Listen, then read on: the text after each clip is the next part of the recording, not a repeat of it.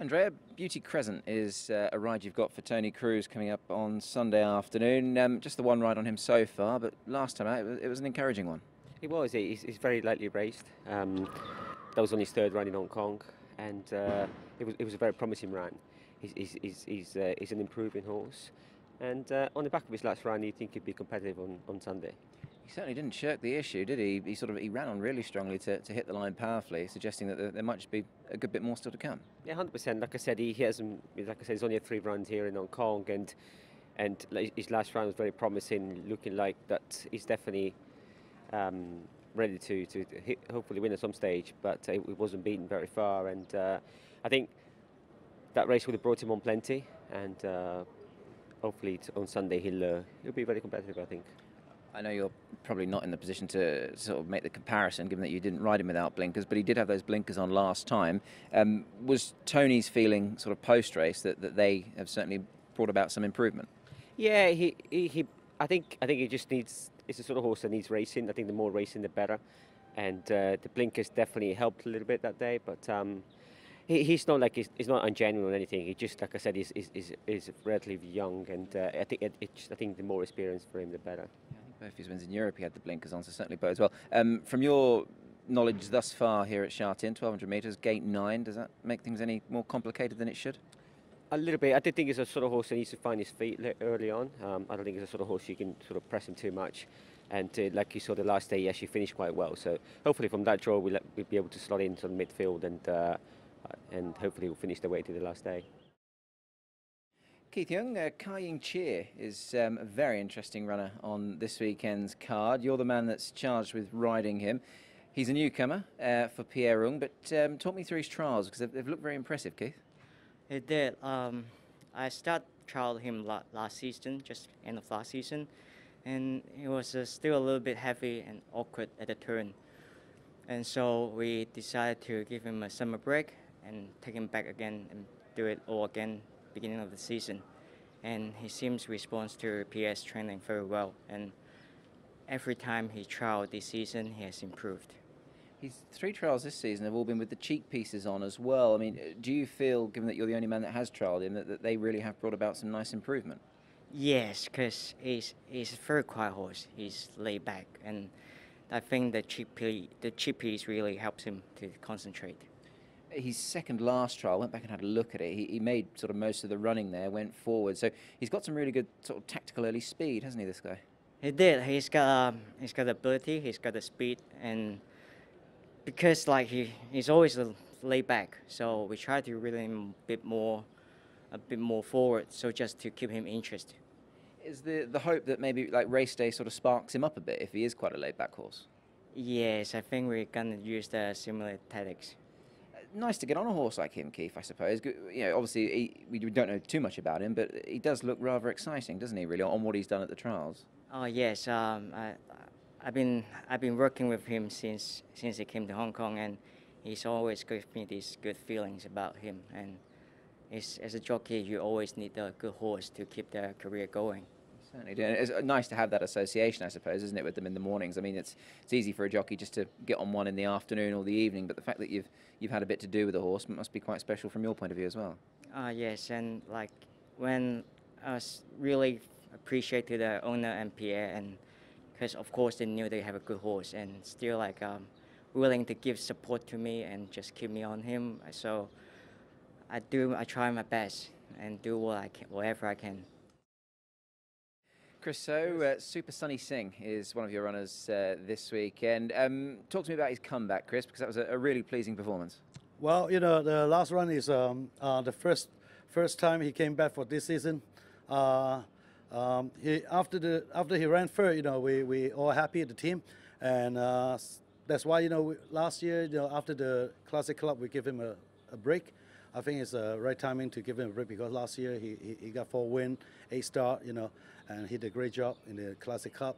So, you know, that's why we decided, you know, give him a break and bring him back this season. I guess, Chris, that's just a case of knowing your horse, isn't it, really? I mean, it might well be a decision that you'll look back on quite fondly, given that it might just, give the horse a bit more longevity. Was that always the thinking to give him that break? Well, it depends on, because last year, he did a good job. So, we decide, we speak to the owner, and they agree with that also. So, that's why we give him a break, and then, bring him back this season. And I think, it seems like, even the first run after, is a bit short, but he still, finished very strong. So, I think, this time maybe put him in the right sport, 16. I think, he ran a good race. Yeah. Was that always the plan to go up and trip with him after starting off at 14? Yeah, that's the plan. Yeah, that's the plan. Yeah, because first season, he seems like, last year we proven, he's a miler. But when the season starts, we give him a long break. When the first run, this season maybe give him a bit short. So we start at 14. Going forward, I mean, obviously, given his rating, he's got to sort of mix it with the big boys, hasn't he? Yeah, and yeah, that's the plan, because everything is just natural, because we didn't race him in the last season after the Derby, and the rating is 94. Actually, we decided we give him a break, and we can't do anything much. So, that's the plan, maybe give him a break, and then, try to put him in a big race, some major race this season. So, we follow the plan. And I guess with your horse, Chris, as well, I mean, there are horses here, obviously some very good ones. We'll start at the very top, the likes of Golden 60. He's not getting any younger. You've got a horse that is clearly still progressing, so it could be a really exciting season ahead for you in this horse. I hope so. I really hope so. So far, he's a good horse in my stable. So, I hope, he get a good result for the stable and for the owner. Zach STOLTZ is your ride in the feature this weekend, the National Day Cup, a horse that you know extremely well. I know you haven't managed to trial him because he's been up at Chung Fa, but you have ridden him in track work. How is the horse feeling? He feels really good. He's moving well, he's going good, he seems nice and bright, so yeah, we're hoping for a forward run. On what we know of the horse, of what you know of the horse, this looks like an ideal opportunity to try and snag a decent prize, doesn't it? Yeah, it does. There's nothing outstanding in the race. We know all the horses pretty well, and he races well fresh. He's won at the track and distance. That always helps. Francis is going good, so. He certainly is. That win, course and distance, a couple of starts ago. Just talk me through that once again, because he showed a great attitude that he sort of found off the front, didn't he? Yeah, that's been one of his attributes, really. He gets out, he rolls along, he likes it when the speed is on during the running of a race there at Happy Valley, and I think that probably suits the horses up the straight as well, where the pressure's on all the way and he can absorb that, handle that, and he did a good job. So, I think he's in nice shape. It's just a question of whether, he's up to this class, but we're going to find out. I guess a light campaign last season as well has probably lended to the fact that as a 6-year-old he might still have a bit more to give. Would that be fair?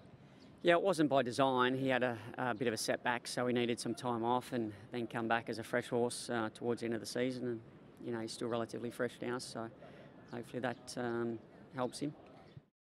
Brenton, Ever Blessing, one of your rides on Sunday. Really nice performance on seasonal reappearance.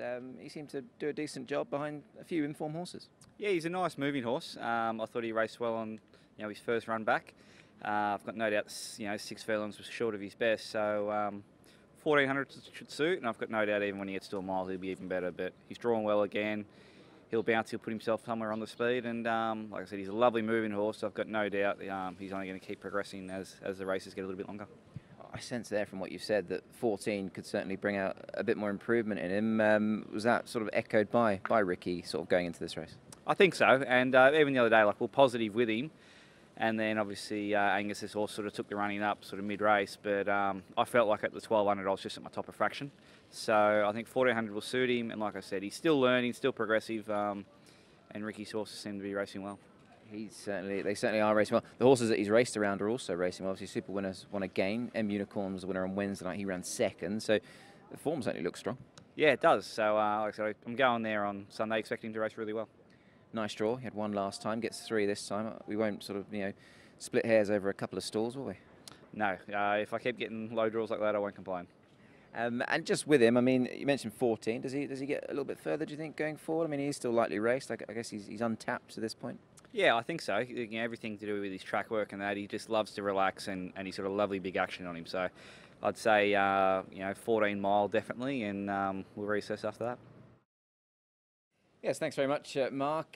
Pleased to be joined by Alexis Badel always. Alexis, great to chat to you, and well, the season's still relatively fresh, but if we cast our minds back a week, things really have taken a turn for the better, and nice to win on an old friend of yours, I'm sure. Yeah, definitely. It was a great pleasure to win on Healthy Happy. This horse has been great to me, and that was a strong and deserved victory. How important is it, Alexis, to get on the score sheet with a race of that nature? It was the first group race of the season. For a jockey's perspective, from a jockey's perspective, how important is that to get one on the board early?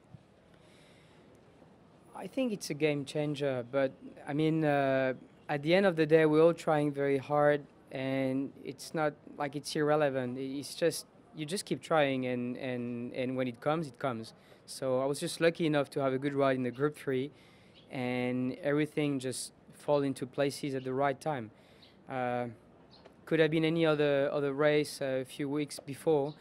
I just picked up the wrong horses, or it didn't go as planned, or just like that, you know. So I was lucky to find my old friend Healthy Happy in that race. He always runs very good fresh first up, and everything went accordingly to the plan, and he delivered a strong victory.